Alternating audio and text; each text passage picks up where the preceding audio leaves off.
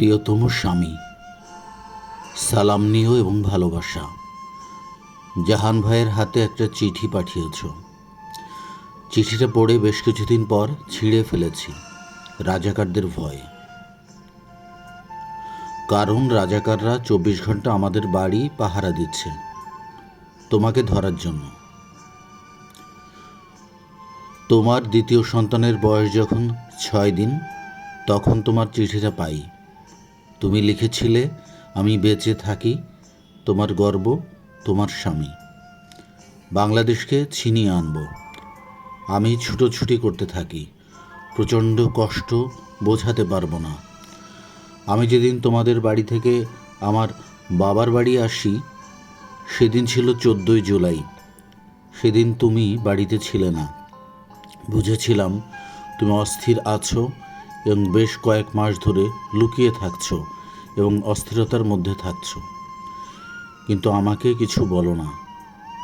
বুঝতে পারতাম তুমি যুদ্ধে যাওয়ার জন্য তৈরি হচ্ছ। আমার বাবার বাড়িতে আসার কয়দিন পর বাবুর জন্ম হলো 21শে জুলাই।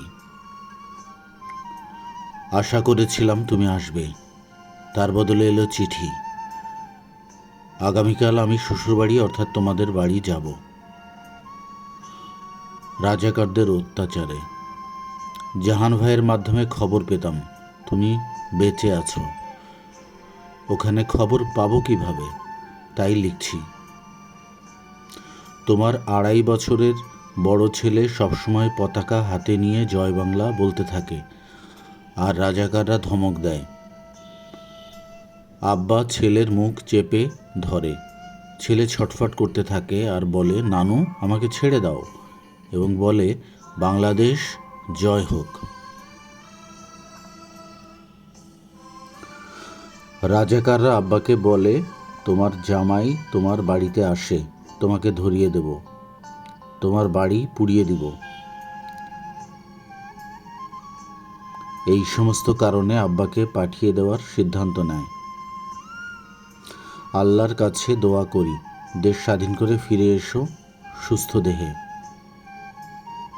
ইতি তোমার কদুবানু আলেয়া।